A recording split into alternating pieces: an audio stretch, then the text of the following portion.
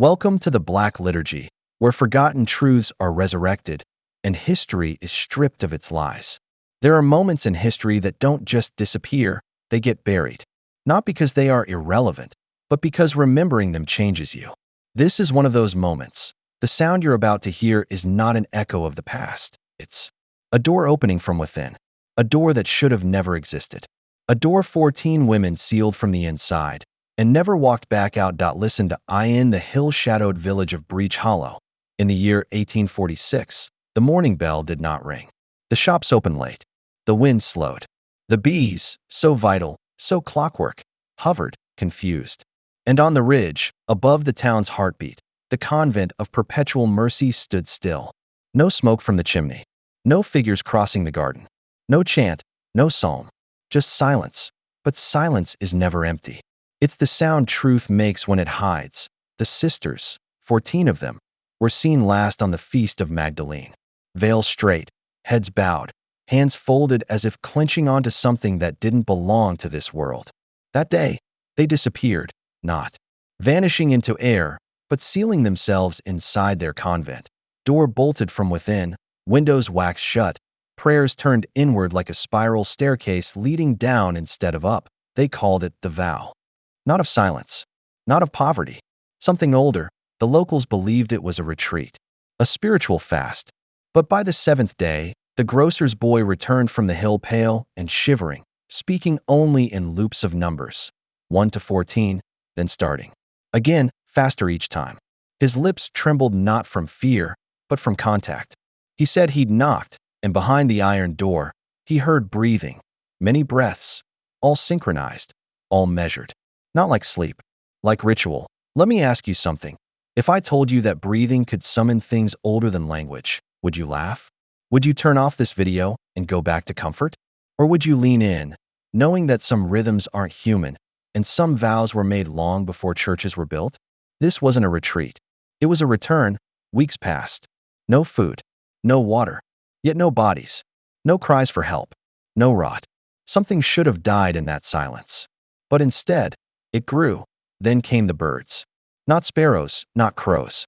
Unknown, gray-feathered, motionless, lined across the steeple like notes on a forbidden scale. Always watching east, toward a stained glass window not found in any architectural record. Crimson and gold, depicting not saints, but a woman faceless, veiled, holding a circle of 14 stars over a book with no words. The priest came. Father Rena, respected, feared. He had baptized most of the sisters himself. He knocked. No answer.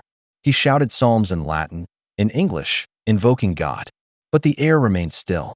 And when he looked through the stained glass, what he saw was worse than death. 14 women kneeling, unmoving, heads bowed to the floor, not in reverence, but in submission. One turned her head slightly, not to look at him, but to listen, to something behind her. Then, the candles extinguished themselves. Not one by one. All at once, that night, the town's bell tower stopped. The gears froze at 3:17 a.m., a time that would return again and again in the weeks that followed. A time outside time. Then it spread. The blacksmith's wife saw light flicker beneath the chapel stones, like fire trapped inside rock. Every horseshoe in the forge the next morning had twisted into a crescent. He said the metal felt alive, pulsing, faintly like breath or heartbeat, or memory trying to return. And that's when the children began to dream. Dreams of a round room lit by candlelight, walls pulsing like lungs. Of voices not singing, but humming, one note, long and low, that buried itself into their bones. One girl, Clara, awoke kneeling beside her bed whispering words from a dialect older than Carthage. When asked how she knew them, she said simply, "The women taught me." Here's the truth they won't tell you. The real history of cloistered orders isn't about isolation. It's about containment. The church never feared sin, it feared memory. Memory older than scripture, older than Christ, older than civilization knew. Think monks invented silence? No, they inherited it. From those who learned that words give shape to things better left unformed. Let me break something to you. Faith isn't what keeps the darkness out. It's what keeps you from noticing it's already inside. When the birds finally left, the smell came. Sulfur, myrrh, and something else, like dried milk on a corpse. Dogs refused to approach the hill. Livestock backed away from their stalls. The fog thickened. Not fog, but breath. It clung to skin, to cloth, to thought. And the sisters stayed inside. Point one carpenter, Eli Morgan, pressed his ear to the chapel door. What he heard wasn't chant. It wasn't prayer. It was a hum, too low for the living to understand. He said it made his teeth itch and his hands feel like they remembered something his mind could not. Then came the note. A single scrap of parchment slid through the iron offering box.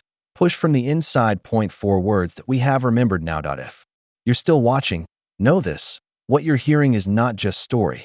It's the resurfacing of something buried.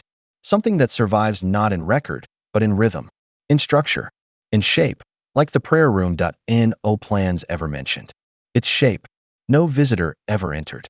But those who glimpsed it through the crimson glass described it the same, circular, without edges. A room without corners, where sound never dies. Where vows echo forever. Let me ask you directly now. Are you starting to feel it? That pull, that tension in your chest like a thread being tugged from inside your spine? That's not fear. That's memory resurfacing. And if you've made it this far, you need to engage with this. Lock it in. Leave a comment with the words, "We have remembered now." Repeat it twice. That's not for the algorithm. That's for you. Because once you remember, it doesn't go away. You are not just a viewer. You are now part of the pattern. You see, the women didn't seal that door to escape the world. They sealed it to trap what they brought into it. Not a demon, not a ghost. A vow so old, so sacred, that to break it would unravel the illusion we live in. The illusion of order, of time, of language, of belief. You think they went mad? You think starvation took them? Then explain this. 32 days. After the chapel sealed, the organ began to play. One note. Just before dawn. No one inside. No one alive, at least. It played the same pitch every day. Low, hollow, like the sound of your own name spoken in a voice you forgot how to recognize. That note still echoes. Somewhere, and if you've heard it, even once, you're already part of the vow that you've been initiated. You just don't know what you promised yet. It began with a breath, not a loud gasp or shudder, but a slow, intentional inhalation. Like something ancient drawing in the scent of the world again, testing it. One breath, taken in unison by 14 women who no longer bore the names they were born with. Women who had rewritten themselves in silence. Women who had chosen to unbecome. You need to understand this. What was sealed inside that convent wasn't merely 14 human lives. It was 14 memories bound together into a vessel of containment. A circle of remembrance. A ritual so precise it didn't require words. It required sacrifice of the self, and they had done it. Perfectly. The town of Breach Hollow slept less and less as days passed. Men who had once mocked the nuns' devotion now walked slower past the hill. Women clutched rosaries tighter without knowing why. But it wasn't faith they were gripping. It was fear disguised as reverence. Because deep down, something in them knew. The convent wasn't a sanctuary. It was a lock, and someone had just heard the key begin to turn. The girl Clara, the one who spoke in tongues older than Latin, began drawing circles in her sleep. Not simple loops, but intricate diagrams, 14 points around a hollow center, each point marked with a different symbol. Her mother burned the drawings, but they reappeared. The next night, etched into the window frost, scratched into the barn door, carved softly into the family dog's fur, without injury. And then Clara stopped speaking altogether, but she listened. All the time, her ear pressed to the floorboards. Her hands folded as if waiting to receive something not given by flesh. She was not the only one. The seamstress began to see faces in her thread. Every garment she stitched bore a shape in its folds, hooded, veiled, eyes downcast. When she tried to sew a straight line, her needle bent. Not once, not from pressure, but as if the fabric remembered another pattern. The town priest, Father Rena, once stalwart and immovable, now woke screaming. He claimed he had heard his own voice echoing from the prayer room, but twisted, stretched, repeated like a chant recorded by something trying to mimic him. It was always the same phrase. We didn't pray to be saved. We prayed to be forgotten. He stopped preaching after that, started fasting that he refused to enter the church at night. Said the shadow behind the pulpit was no longer his. And what of the chapel hill? The grass no longer grew straight. It curled inward, toward the foundation, plants bending unnaturally as if the very ground was being drawn into memory. The blacksmith, once skeptical, now left offerings at the convent gate. Not coins, not prayers, but mirrors, small ones, covered in cloth. He never said why. One night, the fog returned. Not mist, not weather. It moved too deliberately. It swallowed. Light, muffled sound, thick enough to press against the skin. It rose up from beneath the convent, not above it. As if the earth itself exhaled memory through the stones, and the organ played again. Same note. Same time. This time, it was followed by weeping, not from the instrument. From within the walls, 14 voices, barely audible, rising in perfect harmony, a chord that was not meant to be beautiful. It was precise, intentional, binding. You ever heard a sound that didn't travel through your ears, but settled in your bones? That's what they described. The weeping wasn't sad. It was structural, like it was holding something up, keeping something down. And then came the footprints, not human, not animal, hooved, but reversed, walking from the chapel steps toward town, but stopping at each door, leaving a mark in ash, then turning back. One saw the prints made. No one heard the steps, but the innkeeper's dog howled every night they appeared, staring at the chapel as if it still contained something living, or something that used to be. Let me make this clear. What was happening wasn't supernatural in the way you've been taught to imagine. It was psychological architecture, intentional pattern, vows so absolute that even reality bent to honor them. You think the church didn't notice? They noticed. They knew. But they didn't send priests or bishops. They sent cleaners, not in robes. In silence. 3 men. No names. No introduction. They arrived at dusk with iron tools and wax-sealed satchels. They didn't speak to anyone. They walked to the convent gate, stood in a triangle, and waited. One placed his hand on the lock, another traced a symbol in chalk above the arch, and the third closed his eyes. What happened next was never officially recorded, but the children saw it from the tree line. When the chalk touched stone, it sparked, not brightly, but with a dull red glow. The kind of red you see behind your eyelids when you're too close to something ancient. Then came the sound, low, like a voice whispering from beneath stone, speaking backwards, not language. Structure. The chalk ignited. The man who traced it convulsed, his mouth open, not in scream, but in perfect stillness, as if something had turned him off. When the others tried to move him, his eyes rolled back to reveal not white, but solid black. Not metaphor, not disease. Ink. They carried him back down the hill. He died that night, without a wound. The next morning, a symbol appeared in the frost. On the convent window, 2 circles intersecting, one black, one red. Same symbol the bishop later identified as pre-Abrahamic. A memory cult, he said. Older than Moses. Older than Babel. They believed forgetting was a sin. That to remember was the only form of worship. That silence was not absence, but preservation. That words diluted the truth. But silence amplified it. This is the theology buried under centuries of dogma. This is the truth that never made it into your scriptures. You still think this is about religion? No, this is about architecture of control, institutional memory suppression, and engineered ignorance. Because if you remember who you were before language, before identity, before system, you are no longer manageable. You no longer belong to them. And they can't allow that. So they silence it. Every time. But sometimes, rarely, someone remembers, and they build structures like the convent. Not to preach, but to hold. The vow the sisters made? It wasn't to God. It was to memory. They became the lock. Their silence became the seal. Their fasting, the containment ritual, they weren't starving. They were feeding. And when the organ played again on the 33rd day, it played a different note, just one semitone lower, and every child in town woke up with the same sentence etched into the condensation of their windows. She is listening now. She, not God, not a demon. She. And if you're still here, still listening, still breathing in this descent, then I'll say it again. We have remembered now. We have remembered now. Say it. Own it that you've already crossed the threshold. You just haven't turned around yet to see who's been following. But what if I told you the real horror hadn't even begun yet? Because the walls of the abbey, stone upon stone, sanctified by decades of prayer and cloaked in the sanctimony of silence, had begun to weep. Not metaphorically. Literally. Water. Seeped from the walls in rhythmic pulses. It wasn't rain.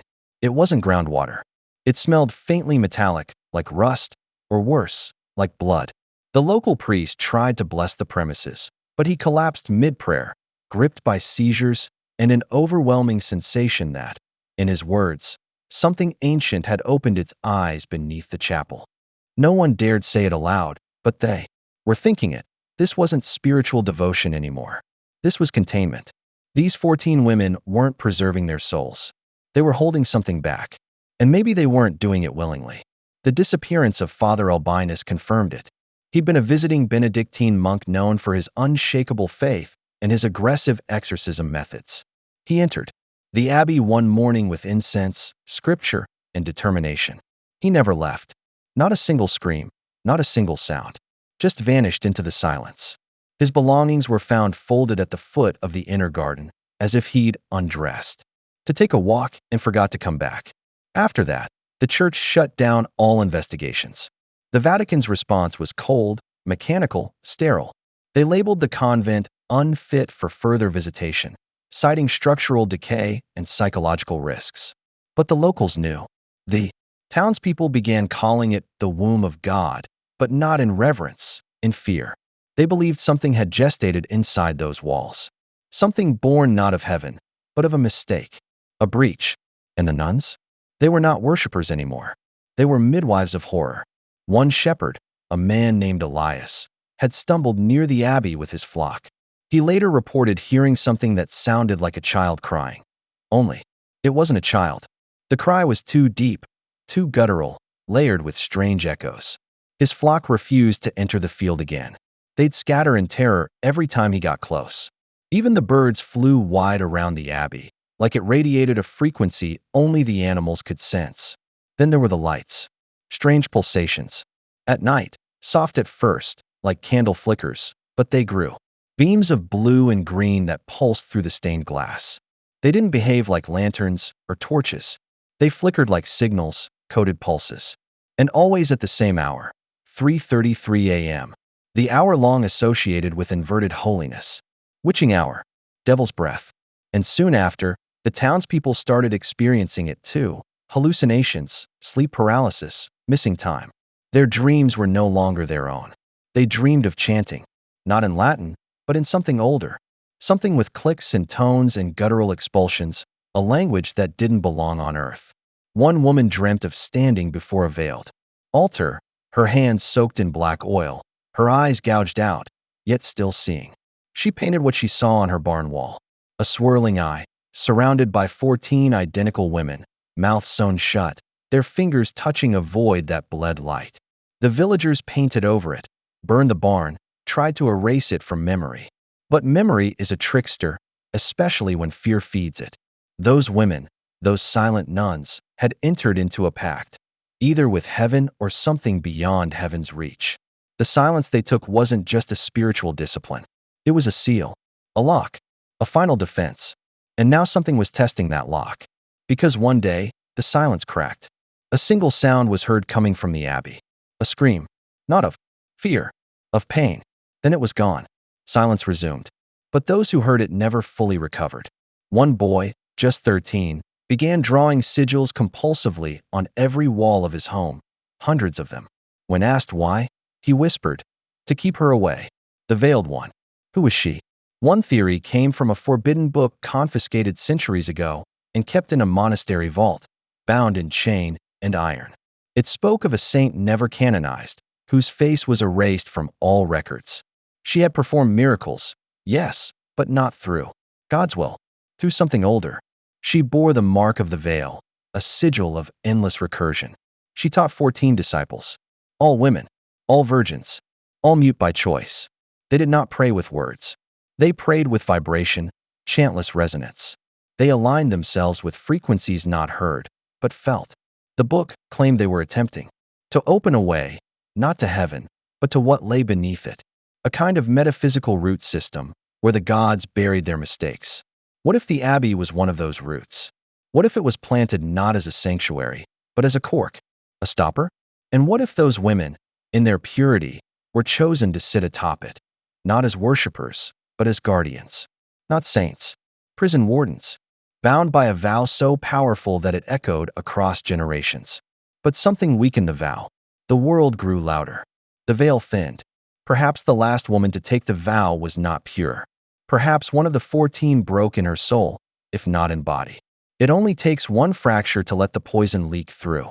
It only takes one whisper in the silence to awaken what waits below. The priest who survived that first seizure was institutionalized. But in his last coherent moment, he scrawled a phrase into the wall of his hospital room with his fingernails. The silence is not empty. It listens. Let that sink in. The silence was never a vacuum. It was a container. And it heard every thought, every weakness, every wavering of faith. And it responded in echoes, in mimicry, in voices that sound like your mother, your child, your God. But they are not. They are doorways. And each of the 14 nuns heard something different before they sealed themselves away. A child's laugh, a promise of redemption, a lover's breath. They weren't seduced by darkness. They were led by longing. That's how it always begins. The wound of desire, the false light, the final vow. And when they took it, they weren't just silencing themselves. They were silencing the world. Because beyond that threshold, beneath the veils, in the tunnels carved beneath the abbey's stone roots, something breathes. Not fast, not slow, not human, but ancient, unblinking, dreaming still. She didn't scream when she woke. That was the strangest part. Most people do, when they find themselves not where they last remembered, when the rules of the world suddenly slip and something darker takes their place. But Sister Amalia opened her eyes to the sound of silence and the smell of stone.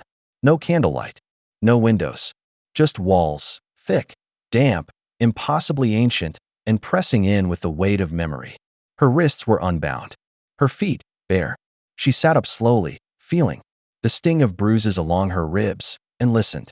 That same, heavy silence, the kind that seems to breathe with you, to mimic your heartbeat, the kind that watches.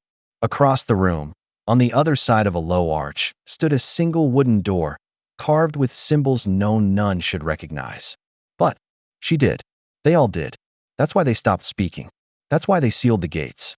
That's why they buried the Mother Superior under 3 altars and 4 names. Not because of faith, but because of what they remembered. The vow, they called it. But it wasn't spoken. It couldn't be. It had to be felt, like bone remembering a break or water remembering a flood. Amalia pressed her hand to the stone floor. Cold, but pulsing. Almost like a heartbeat. Almost like something beneath it hadn't died at all. The others had tried to forget, or at least pretend that the past had been burned away with the old records. But the truth doesn't burn.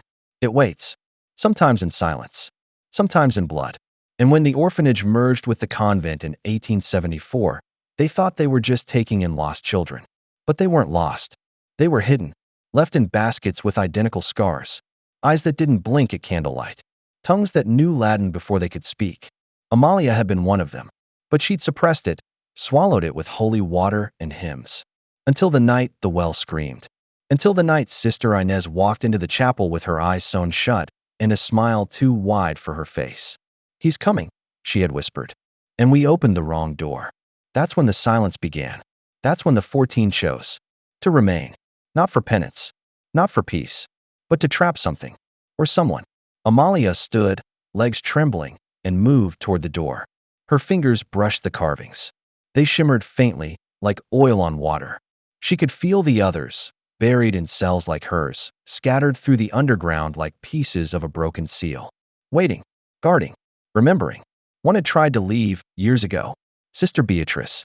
She made it to the garden gate before the bell rang, a sound no one had heard in decades. They found her curled like a child, all her teeth missing, her tongue replaced with wax. She never spoke again, just hummed that same melody, over and over, the one the children used to sing in the nursery, the one they were never taught. Amalia pressed her forehead to the door. "He's awake now," she murmured. And she didn't know whether she meant the thing in the chapel or the part of herself she had locked away since she was 7. The others would feel it too, even now, behind their walls. The change in the air, the thinning of the veil.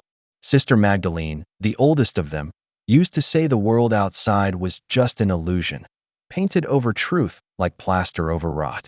"We are the cracks," she whispered, "and the light burns through us." Amalia turned the handle.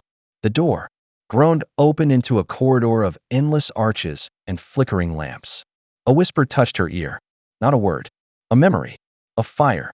Of ash. Of 14 voices chanting in harmony as the storm circled above the steeple and the ground cracked beneath the altar. She moved slowly, feet silent on the stone, past rows of empty cells. Names carved into the walls. Helena, Miriam, Agnes, all of them still here. All of them still silent. A sound, sharp and sudden, broke the quiet. Not a scream. A song. The lullaby again, but layered now, as if sung by more than one voice. Echoing. Shifting. Dissonant. Amalia followed it downward. Deeper. Past the catacombs. Past the room of relics. Past the sealed chapel where the windows wept blood for 3 days in 1912. Until she reached the circle. It was still there, barely visible beneath the dust and mold. A ring of salt and teeth and iron nails. In its center, a cradle. Empty, but only visibly. She remembered this room. She remembered standing here when she was only 5, surrounded by women in veils, each holding a candle, each chanting without breath. That was the first vow, not the one they speak of. The real one. The one you can't undo. The cradle trembled. Something moved. A figure stepped from the shadows beyond the ring. Sister Magdalene. But not as she had been. Her veil was gone. Her eyes black. Her mouth stitched shut with gold wire. And still, she smiled. Amalia didn't speak. She couldn't. It wasn't allowed. Magdalene raised one hand and pointed to the cradle. Inside now, something breathed. Slow. Shallow. Ancient. We're not here to protect the world, Amalia remembered. We're here to protect it from us. That's what Magdalene had once told her. And now, the circle was failing. The teeth had dulled. The salt had scattered. The lullaby grew louder, but now it was in her own voice, singing from her own throat though her lips never moved. And still, she remembered. The true purpose of the convent.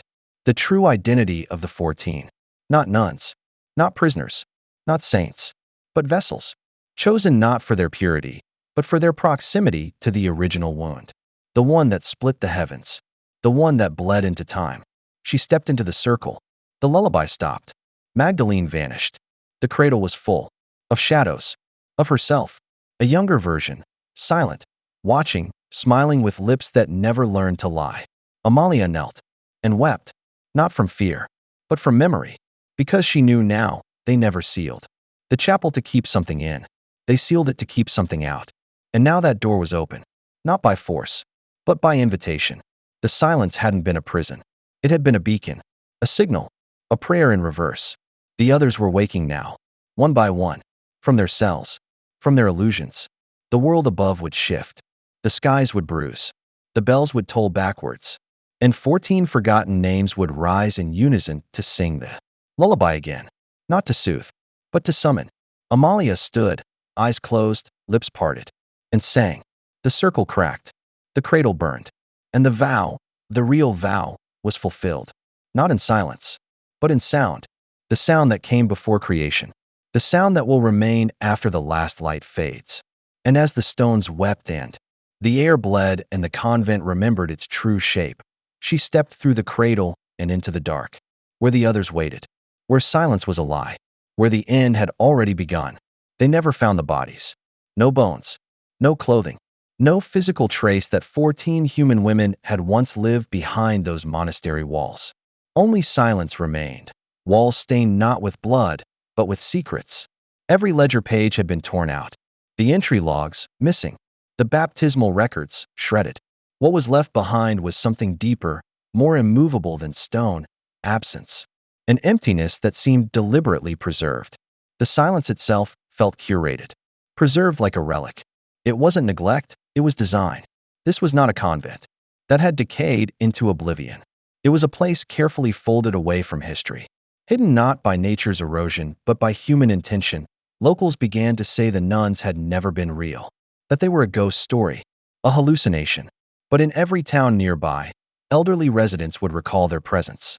We heard the chants at dusk, they whispered. We saw the candles move behind the stained glass. But asked them who the nuns were, and their eyes would grow distant. None could recall names. Not a single one. No Sister Agnes. No Mother Miriam. No record. Just that they were there. And then they weren't. One surviving villager, a deaf woman named Odette, claimed she used to deliver milk to the gate every Thursday. She said they never spoke aloud but would communicate in symbols. One nun drew a spiral on the barn door. Another etched a crescent into the stone step. Those weren't random, Odette had said. They meant something, like warnings. She said the last time she visited, a thick veil of smoke rose from the chapel chimney and a metallic stench filled the path. When she returned the next week, the place was silent, sealed. The gate fused shut with wire, and the spiral had been carved deeper, bleeding into the stone itself. She never went back. Investigators from 3 countries came and went, all left with the same conclusion: nothing happened here. Their reports were paper-thin, recycled summaries. No interviews with townsfolk. No exploration of the locked inner cells. Some even claimed the convent had been unoccupied for decades. But in the basement, behind a false altar stone, someone eventually pried open a tunnel. Low ceiling, narrow, almost like a crawl space. The walls were inscribed with scripture. But it wasn't the Bible. It was older. Symbols and languages no historian could place. Some resembled early Syriac, others closer to Proto-Coptic, all mixed in erratic patterns. But the disturbing part wasn't the symbols, it was what they surrounded. At the tunnel's dead end was a room. A perfect circle, its walls scorched black, its center burned into a pit where melted wax and rusted chains still lay. Who did they restrain? And why? You see, the church never claimed the land afterward. That, more than anything, said it all. Usually, a vanished order would trigger administrative cleanup, reallocation, funding redirection, re-sanctification. But here, nothing. As if the church itself wanted it forgotten. And whenever the Vatican was pressed for answers, their response was disturbingly uniform. That convent never existed. You must be mistaken. But the land records proved otherwise. A deed filed under the name of the Order of Saint Occulata, a name that doesn't appear in any official Catholic records. No papal charter, no diocesan registry, nothing. It was a phantom order, a monastic fiction. And yet, 14 women had lived, breathed, prayed, and vanished behind that name. There were whispers in academic circles, the kind of professors who met in underground conferences, trading knowledge like contraband. They speculated the Order of Saint Occulata was not just forgotten, but designed to be erased. That it was an experiment, a containment, a theological quarantine, not for disease, but for knowledge. One professor, anonymous, using the pseudonym Heliacus, published a private paper titled The Womb of God, Closed Orders and the War on Cosmic Secrets. In it, he proposed that certain monasteries weren't built for worship, but for sealing away those who had seen too much. That these nuns were not devout, but damaged. Damaged by what they had learned. In one footnote, Heliacus described a pattern among erased orders. They always included 1.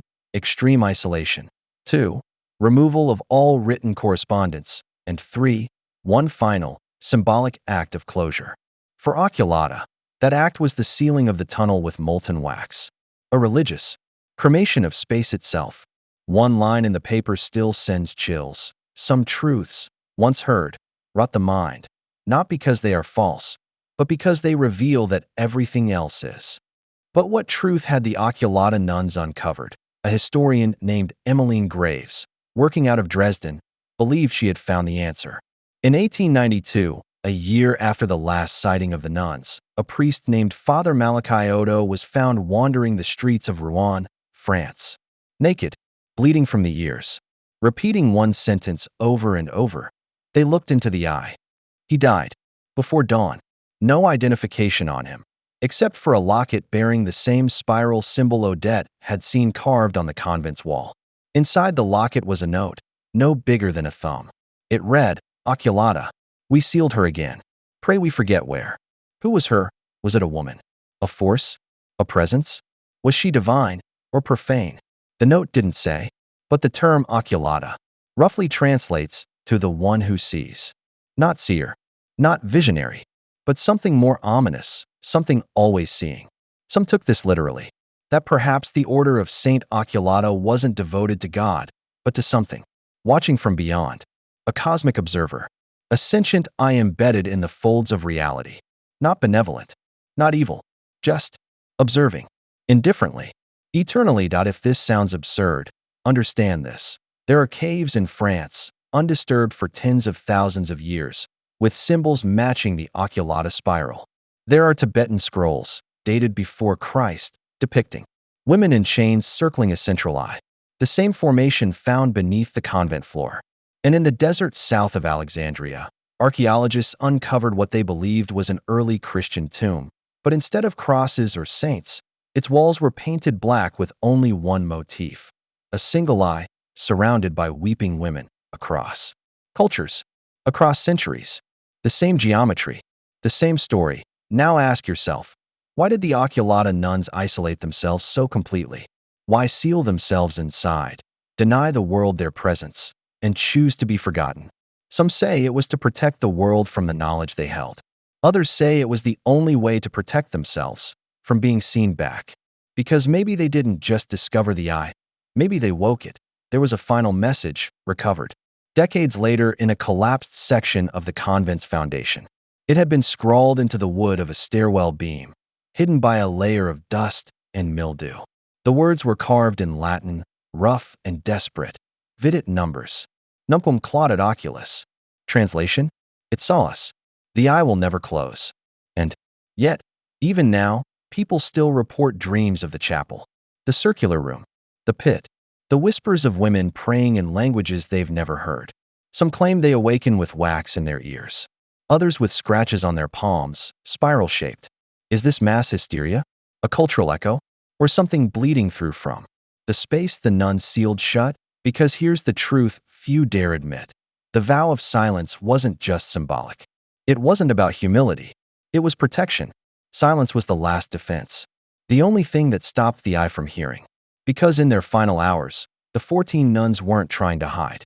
They weren't praying for salvation. They were holding the door shut, and when their voices stopped, the door opened. Say nothing. Breathe slow. And remember this: not all who are missing are lost. Some are watching back. But silence has a voice, and sometimes it screams. In the years following the cloistering, the townspeople of Avondale began to whisper of strange happenings. First, it was the disappearance of animals, cats, dogs, even horses, vanishing into the woods near the convent.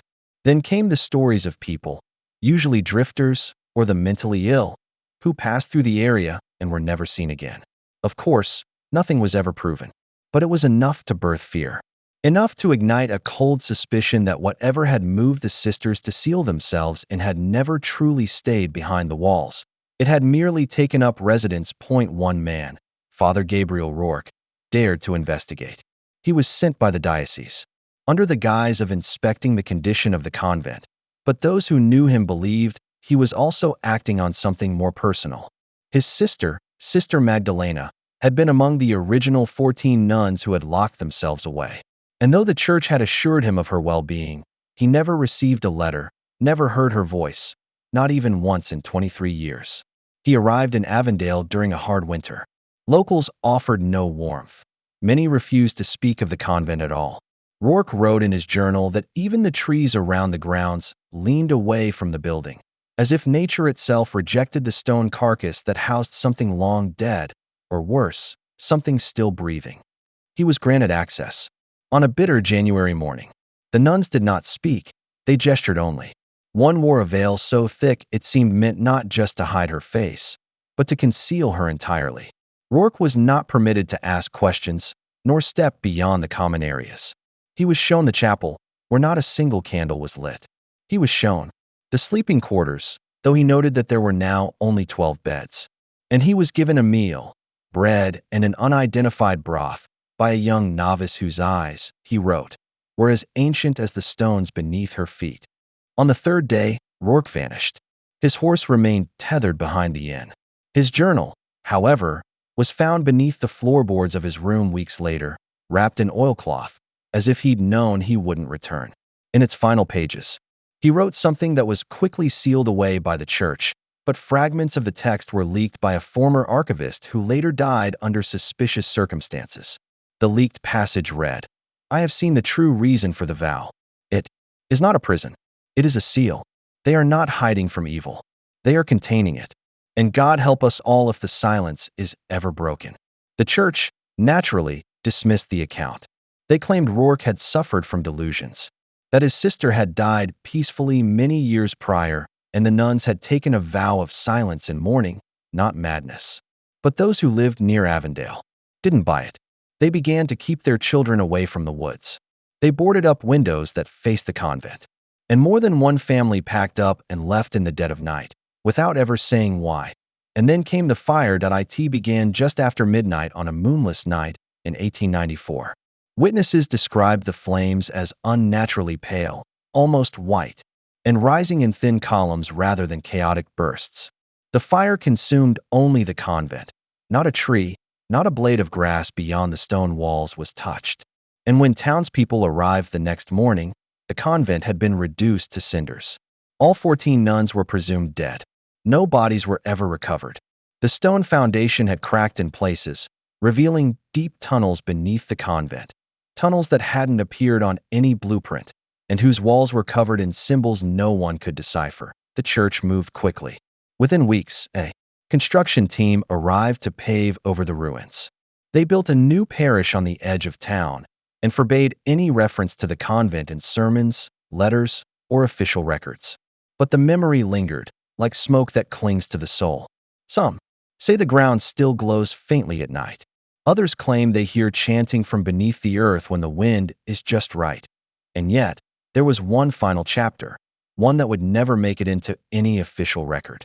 In 1938, during the height of a brutal influenza outbreak, a nurse named Evelyn March was assigned to a temporary hospital that had been set up in the ruins of an old church outside Avondale. She'd grown up nearby, but had never heard the full story. One night, while tending to a fevered patient, she stumbled upon a hidden trapdoor in the floor of what used to be the altar. Curiosity, or perhaps something deeper, drew her down into the earth. What she found was a chamber of black stone, colder than death, and lined with mirrors. In the center was a single wooden chair, still smoldering after what must have been 4 decades. She saw something in the mirror that should not have been possible. Herself, dressed as a nun, lips sewn shut with red thread, and eyes weeping blood. She never told anyone, at least not until she was institutionalized 6 years later for delusional psychosis. In the margins of her medical file were the words, "Sister Evelyn. Final seal broken?" Since then, no one has dared dig there. No scholar, no priest, no curious wanderer. The land is marked as blessed and condemned, an odd duality that the church refuses to explain. But some say that the silence remains, not just the absence of sound, but a kind of spiritual vacuum, a dead zone of meaning. Because when those nuns sealed themselves inside, they weren't just escaping something. They were binding it to a place, anchoring it with devotion, silence, and pain. The kind of pain that makes a soul unreadable. The kind of silence that eats truth whole. And here's the final twist that no one ever saw coming. A coded letter, believed to be written by one of the last surviving members of the sisterhood, now well over 100 years old, was intercepted by a private collector in 1996. The letter, translated from Latin, included just 7 words. We were not the first to seal it. What could be older than their vow? What force demanded silence so total it swallowed not only speech, but time, memory, and bloodlines? What, exactly, were they keeping at bay? The Catholic Church, for all its secrets, has always had a pattern: suppress, deflect, erase. But this they feared so much, they let it burn. And maybe that's the most telling detail of all. They let it burn. Not a rescue attempt, not a memorial. Just ash, silence, and a memory erased. But silence leaves an imprint, a vibration in the bones, a kind of dark knowing that never quite fades. Because the story of those 14 nuns is not just about mystery. It's about what happens when humans make a pact with the unspeakable, and what it takes to keep that pact from collapsing. That we think we live in an age beyond superstition. We think stone and fire can erase the past. But the deeper truth is this: there are covenants older than history, bound in flesh, silence, and agony. And once made, they cannot be unmade. Only inherited. And if you listen closely, I mean really, listen, you might hear the chant return. Not from a chapel, not from a monastery, but from under your own floorboards. The echo of a silence that was never truly broken, just waiting for someone foolish enough to speak into it. Do you hear it now? There was a cellar beneath the convent, not listed on the architectural plans, not mentioned in any ledger. No door from within the convent led to it, and no novice knew of its existence unless chosen, or cursed, to be brought down. It was called the listening room. Though what was heard there was not of this world, the descent into the cellar was not made by stair, but by a narrow iron spiral that twisted like the spine of something ancient and still alive. The stone walls dripped with moisture that never dried, and the air was always 5 degrees colder than anywhere else on the grounds. The nuns who spoke of it, if any ever dared, used phrases in Latin that hinted at the pre-Christian and the pre-human. One term persisted in the records the bishop would later seize.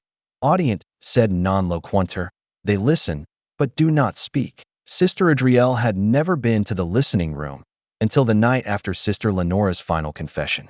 That night, after the blood had been cleaned from the floor and the walls repainted, 2 senior nuns, Sister Marcella and the ancient Sister Dion, told her to bring nothing but silence. They led her in candlelight to a hatch hidden beneath the choir's pews, where a brass key, older than the founding of the convent itself, unlocked a darkness so thick it seemed to breathe beneath the bottom of the spiral. There were no lights. Just a stone corridor, arched low and coated in centuries of soot, and a wooden door etched with markings Adrielle did not recognize. Not Latin, not Greek, not even Hebrew. The carvings vibrated beneath her fingertips, like they resisted being touched. Inside the room, she saw nothing for a moment. Then the outline of a single chair, a circular depression in the floor like a drained pool, and an obsidian mirror, set into the far wall. No reflection showed in it, only a shifting shadow like something waiting for the right person to enter. Marcella whispered behind her, "You will sit here, and you will listen. That is all." "But to what?" Adrielle asked, voice brittle. "If you're meant to know," Sister Dion rasped, "you will not have to ask twice." They left her there. The door closed. Locked. Darkness. Stillness. And then, sound. Not voices exactly. More like frequencies shaped by sorrow. A wailing hum, layered with indistinct weeping, like a choir trapped in reverse, or children singing hymns backward in a submerged cathedral. The room began to vibrate, not from noise, but from something beneath understanding. Her ears bled, before her lips ever moved. She was in that room for 6 hours. When the door finally opened, she walked out without help, but her eyes did not meet theirs. Her pupils had dilated to the point her irises vanished, and though her mouth moved as if in prayer, no sound emerged. They said it took 3 days for her to speak again, and when she finally did, the words were not hers. She quoted from texts that had never been printed. She named popes who had never been canonized. She described in vivid detail the 14th century chapel beneath the Vatican where women were bricked alive to seal the covenant of silence. She warned of the third veil that would fall over the church when the watchers returned. Adrielle was no longer a novice. She was now a listener. Only 4 nuns at the convent were known to have held that title. One vanished in 1841. One wrote in reverse Aramaic until she clawed out her own eyes. The third, Sister Betania, was rumored to have heard the true name of God and collapsed into catatonia, still breathing but unresponsive for 22 years. The fourth was Sister Marcella herself. Sister Adrielle would be the 5th, and perhaps the last. Out a month after her induction, she stopped attending communal Massachusetts. Her meals were taken alone, left at the edge of the hallway outside her quarters. No one saw her during daylight hours. But at night, her candle flickered against the frosted windows of the east wing. Shadowy figures, not hers, moved behind the drapes. Some claimed to hear her voice chanting in a tongue that made their teeth ache and their bones feel brittle. And then she began to draw, hundreds of pages, smuggled out by Sister Amica and hidden in the margins of prayer books. The sketches were horrifying. Not for their gore, there was none, but for their precision. Adrielle had never studied anatomy, yet her depictions of the human brain, spinal cord, and inner ear were flawless, except they were fused with structures not found in any mammal. extra lobes, reptilian filaments, openings that resembled ancient speaker cones. What terrified the archivist from the diocese was that one of the drawings, dated and signed, matched perfectly with a recovered artifact unearthed in a French crypt in 1912. An artifact the church had never made public. Somebody inside the convent knew truths buried before the Council of Nicaea. And then the dreams began. Sister Imelda, who slept one room down from Adriel, confessed to seeing a black mouth in her ceiling that spoke with Adriel's voice, but saying things Imelda could not remember upon waking. Sister Claudette awoke screaming with welts across her arms in the shape of letters: Greek, Hebrew, Coptic, something else. The youngest novices began speaking in unison during morning vespers, quoting lines from the Book of Enoch that had never been translated into English. Adriel never left her room, and yet her presence grew. When Father Tomas returned, he was not informed of any of this. The nuns gave him warm bread, wine, smiles. They said prayers with him and thanked him for his dedication. He remarked how peaceful the grounds felt now. Even Sister Lenora's death, while tragic, seemed to have brought a strange harmony to the order. He noticed how the nuns walked slower, more purposefully, as if following some internal metronome none of them questioned. And yet, Father Tomas never noticed that there were now only 13 sisters present. The 14th, Sister Adriel, was not dead, not gone, but elsewhere. The key to the listening room had been melted, the hatch sealed. No new novices were brought into the fold. When Father Tomas returned to Rome, his report was brief and glowing. The silence remains, and it is holy. But months later, another priest, a defrocked Dominican named Calderon, sent a letter to a forbidden seminary beneath Palermo. In it, he described a ritual held on the convent grounds involving a black mirror and the blood of a willing vessel. He warned of a communion not with Christ, but with the first choir, entities that sang the world into being long. Before mankind knew speech, the letter was intercepted. Calderon was found dead in his apartment, drowned in holy water. His body showed no signs of force, yet his lungs were filled with sanctified salt. Back at the convent, Sister Adriel's door remained closed. But late one night, a pilgrim claimed to see her face in the frost of the chapel glass. Her eyes were no longer human. Her mouth moved in rhythm with the wind, as if guiding it. And from that night onward, every candle in the chapel burned with a blue flame. No one spoke of it. No one dared, because to speak was to hear her, and to hear her was to become her. They say the human mind can only handle so much truth before it begins to split, fragment, and retreat into itself. But in the case of the convent at St. Avellini's, something else happened, something older than trauma and deeper than madness. Something was invited in. The silence the 14 nuns took wasn't simply an escape from the world or a vow of piety. It was a defense, a closing of the gates, a desperate final measure. But by the time they realized what had truly followed them into those stone walls, the ritual was already complete. The town records stopped mentioning the convent after 1893, not because it disappeared, but because those in power no longer wanted it spoken of. Letters to the diocese were intercepted. Supply deliveries were rerouted. The land around the convent was quietly purchased and reclassified under government jurisdiction, labeled a natural conservation zone, though no flora or fauna were ever cataloged there. And yet, survivors, or perhaps witnesses, still whispered of sounds in the hills, bells that rang with no wind, chanting that had no source, a presence behind your back that made your blood run cold. What the nuns had sealed themselves away with was no longer content to stay sealed. Let me take you back to something found in the private journal of Sister Bernadette, written in the margins of an illuminated manuscript she wasn't supposed to have. A line repeated again and again in French, Latin, and finally, in something else. A string of symbols that match nothing in historical linguistic record. He does not knock. He waits behind the wall. The handwriting grows more erratic, the lines more pressured as though she wrote under duress or trance. Several pages later, she writes only one phrase, over and over, until the ink has begun to eat through the parchment. Do not listen. When the walls begin to breathe.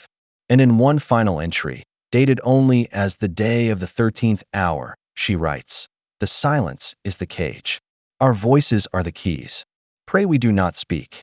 The psychological breakdown of isolated religious communities has long been studied, often reduced to hysteria, mass delusion, or hypersuggestibility under strict religious doctrines. But something about St. Avellini's doesn't follow the pattern. The 14 nuns, in every recorded testimony, exhibited clarity, too much clarity. They weren't screaming, weren't babbling in tongues, or lashing out in paranoia. Instead, their silence was calculated. They moved with purpose. They watched each other constantly, not out of distrust, but out of duty, guarding one another like jailers, making sure not one of them slipped, even for a moment, even in sleep, even in dreams. By 1911, the convent had been officially removed from Vatican records. Papal agents visited once and never returned. Their carriage was found overturned 5 miles down the road, wheels spinning, horses gone. The only thing left behind was a rosary, half melted, laid out in the shape of an eye. Local villagers, who dared approach, said they heard singing, not in Latin, not in French, but in a language that made them weep uncontrollably or vomit uncontrollably, depending on their constitution. Those who stayed too long reported losing time. One man aged 17 years in a single night, his beard grown white and thick by sunrise. He died clutching a handful of black feathers and speaking in a child's voice, asking for his mother.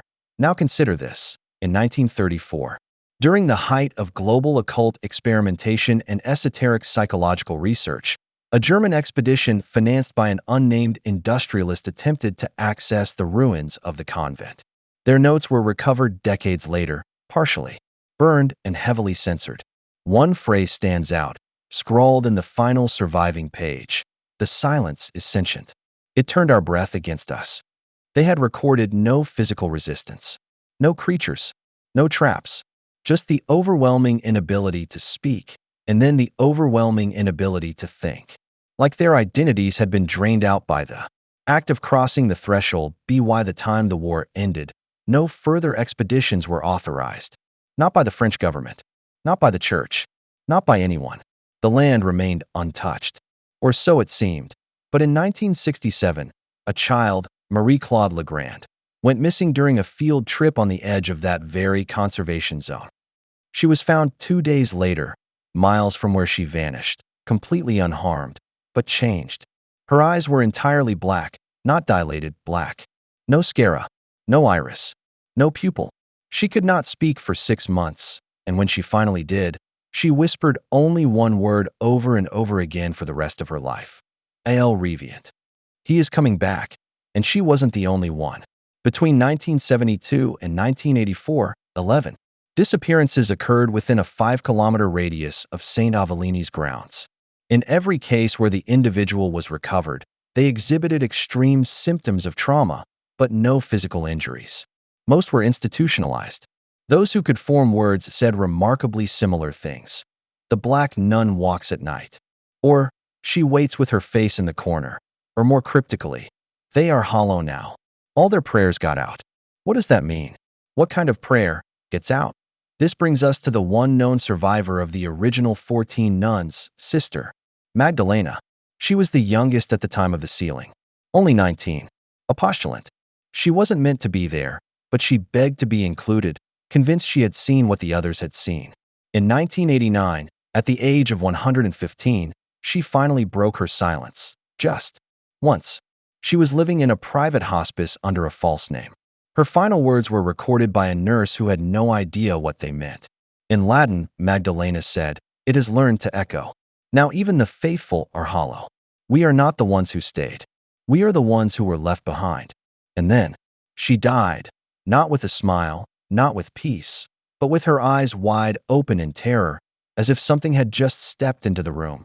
Whatever this presence is, whatever it was that entered that convent in 1886 and compelled those women into eternal silence, did not remain trapped. It adapted. It fed. It grew. There is a theory, one kept mostly out of academic circles but passed between certain private scholars and occult researchers, that what the 14 nuns encountered was not a demon in the traditional sense. Not a ghost. Not even an ancient god. But a parasite of sound. A sentient force that lives in the vibration of language itself. A predator of consciousness. It does not break down the mind like madness. It erodes identity through resonance, through mimicry, through repetition. That's why silence was their only defense. Not because they were afraid of what they might say, but because it was learning to say what they would fear. And here is where it gets darker. What if the silence didn't hold? What if, over time, our constant shouting into the void, our media, our prayers, our broadcasts, offered it a way out? A channel, a frequency. And what if the sudden explosion of meaningless noise in the modern world isn't just a byproduct of technology, but a symptom of something deeper? What if we are being primed for something, hollowed from within by sound we can't even register? There have been rumors, secret audio files circulating among military contractors and black-budget researchers. Files where, if you listen too long, you begin to lose your grasp of language, where simple instructions become unspeakable, where names lose meaning. They call it the mother tongue, a frequency that undoes cognition. And its origin? Traced back to an intercepted Vatican transmission dated March 4th, 1982, from a decommissioned listening post near the French Pyrenees. The transmission consisted of one phrase, repeated endlessly for 6 hours. Benedicat silentium. Benedictus sit muta ecclesia. Blessed is the silence. Blessed be the mute churched. Oh, now I ask you. Was St. Avellini's an accident? Or was it a containment facility? A prototype for something greater? What if this world we live in now, so saturated with meaningless chatter, overwhelmed by ceaseless content and hollow words, is not just a cultural decay, but a feeding ground? What if every mind that hears too much, speaks too little, or repeats phrases with no meaning is being conditioned for possession, not by spirits, but by the echo itself? We look at silence as peace, as emptiness, but silence is not the absence of sound. It is the death of meaning. And perhaps that's what the 14 nuns truly feared. Not death, not isolation, but the moment their own thoughts were no longer their own. When their prayers, their chants, their very faith began to echo back at them, slightly different. This is not fiction. These are documented effects, real timelines, verified disappearances. The church, the state, the local archives, they've all tried to scrub the records, but the echoes remain. In some hymns, in some recordings, in some dreams. And if you listen closely tonight, when everything is quiet, you might just hear the chant return. Low, rhythmic, calling you by name. But it won't be your voice that answers. It never is.